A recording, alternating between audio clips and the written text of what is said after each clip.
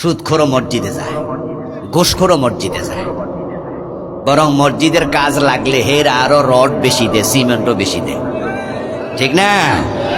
কারণ যারা হালাল কামায় তাদের টাকা তো একটু কম, এই হারাম করে টাকা তো বেশি।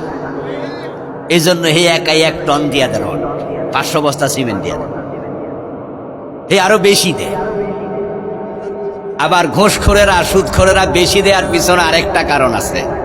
আমরা বেশি দেব, দান বেশি করা ভালো, কিন্তু ওরা বেশি দেওয়ার পিছনে আরেকটা কারণ হচ্ছে মনে মনে কয় এরপরও আল্লাহ নি মাফ করে। হাসরের দিন আল্লাহ যদি ধরে যে সুদ খাইলি কেন, তাহলে আমি কমু যে আল্লাহ আমি একা খাই নাই, তোমার মসজিদেও দিছি।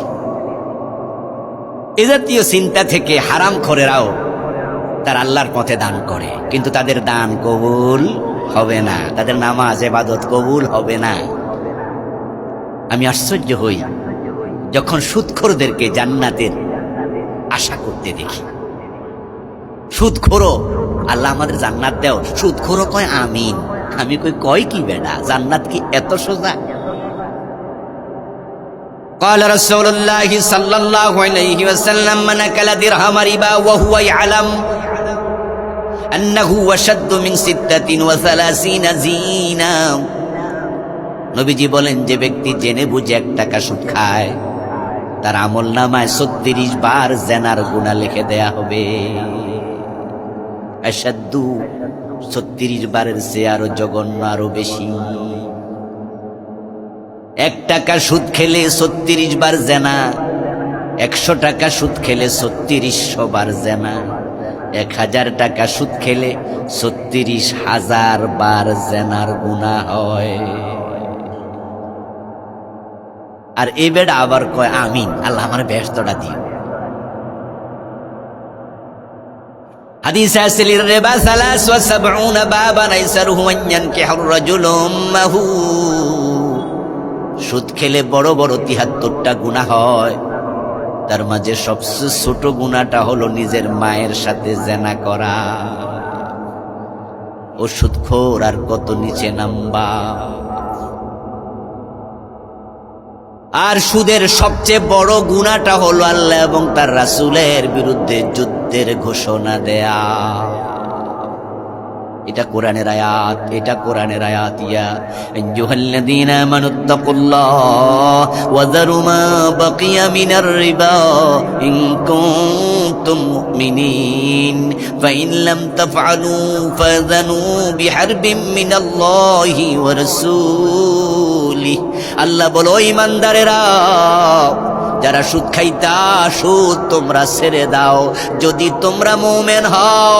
যদি সুদ ছাড়তে না পারো, ফাযানু বিহারবিন মিনাল্লাহি ওয়া রাসূলি, আল্লাহ এবং রাসূলের বিরুদ্ধে যুদ্ধ ঘোষণা করো।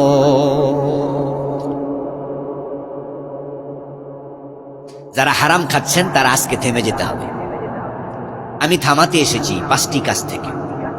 একদিনের আলোচনা সব বলা যাবে না, কিছু কিছু বলতে এসেছি। সামান্য সামান্য শুনুন, সামান্য সামান্য মানুন। ছোট্ট ছোট্ট বালিকণা, বিন্দু বিন্দু জল গড়ে তোলে মহাদেশ সাগর অতল। আস্তে আস্তে শিখতে শিখতে অনেক এলেম হয়, আস্তে আস্তে মানতে মানতে অনেক আমল হয়। ছোট্ট ছোট্ট বৃষ্টির কণায় বন্যা হয়ে যায়, ছোট ছোট বালি কণায় পাহাড় তৈরি হয়ে যায়। কিন্তু যে শিখে না, যে মানে না, তার কিচ্ছু লাভ নাই ওয়াজে বসে থেকে। হারামের সাথে সম্পর্ক রাখা যাবে না। রাজি আছেন? নাই, আওয়াজ আসে না। হারামের সাথে সম্পর্ক রাখা যাবে? সুদ খাওয়া যাবে? সুদ দেয়া যাবে? সুদ লিখা যাবে? সুদের সাক্ষী হওয়া যাবে? 4টি সমান গুনাহ। লা'না রাসূলুল্লাহি সাল্লাল্লাহু আলাইহি ওয়াসাল্লাম আকালার রিবা ওয়া মুকিলাহু ওয়া শাহিদাইহি ওয়া কাতাবাহু ওয়া ক্বালাহুম সাওয়া। নবীজি সাল্লাল্লাহু আলাইহি ওয়াসাল্লাম 4 ব্যক্তিকে লানত করেছেন, বদদুয়া দিয়েছেন, গজবের কথা বলছেন, অভিসম্পাত করেছেন। 4 ব্যক্তি অপরাধে সমান। যে সুদ খায়, যে সুদ দেয়, যে সুদ লিখে এবং যে সুদের সাক্ষী থাকে। এই হাদিস দ্বারা বোঝা যায় সুদী ব্যাংকে চাকরি করা যাবে না। কারণ সুদ লিখা মানে সুদের হিসাব করা। আর নবীজি বলছে তোর উপর আল্লাহ লানত যদি তুই সুদ হিসাব করস। কোন সুদখোরের লেনদেনের মাঝে সাক্ষী হওয়া যাবে না।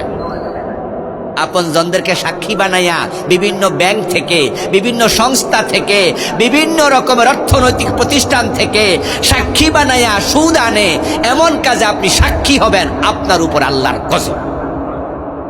সাক্ষী হওয়া যাবে না। বাড়ি করার জন্য, গাড়ি করার জন্য, এই জন্য ও জন্য, ছেলে বিদেশ পাঠানোর জন্য, ব্যবসাটা একটু বড় করার জন্য সুদের টাকা এনে তারপর ব্যবসায় লাগায়, এমন লোকের উপর আল্লাহর গজব। নবীজি বলছে সুদ খাওয়া যেমন গুনাহ, সুদ দেওয়াও সমান গুনাহ। মানুষ ঠকাবেন না, হারাম খাবেন না। আমল কবুল হওয়া বন্ধ, লাভ নাই নামাজ পড়ে, কোনো লাভ নাই।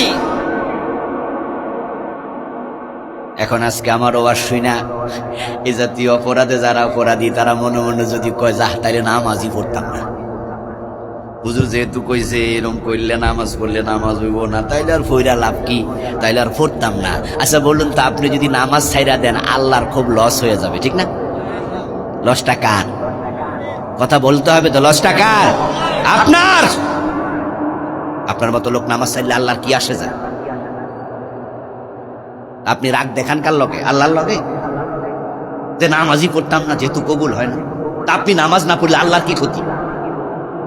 আপনি কেডা? এই আপনি কোন ভিআইপি যে আপনি রাগ দেখাইতেছেন? পৃথিবীর বর্তমান সবচেয়ে ধনী মানুষকে ইলন মাস্ক।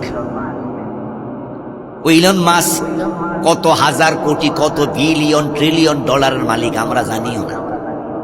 এই বেটা জীবনে আল্লাহর একটা সেজদা দিছে? কথা বলে না কেন লোকেরা? সেজদা দিছে তা আল্লাহর কোনো ক্ষতি হয়েছে? তা আমনে কোন কোটিপতি, আমনে না দিলে আল্লাহর ক্ষতি হইব? পৃথিবীর সবচেয়ে পাওয়ারফুল লোককে বর্তমান প্রেসিডেন্ট আমেরিকার ডোনাল্ড পাগলা ট্রাম্প। কি পাগলা না? Half mental. আল্লাহ এটারে পুরা পাগল বানাইয়া দাও, বলেন আমিন। পুরা পাগল হইলে কমপক্ষে আমেরিকার লোকেরা জুতা দিয়া বাইরে হেরে সরাবে, আর এই জালেমটা সরে গেলে বিশ্বের যুদ্ধটা বন্ধ হয়ে যাবে। জালেমটা এখন ইরানে যুদ্ধ লাগাইয়া পুরা মধ্যপ্রাচ্যকে শেষ করে দিতেছে, এই পাগলা ট্রাম্প।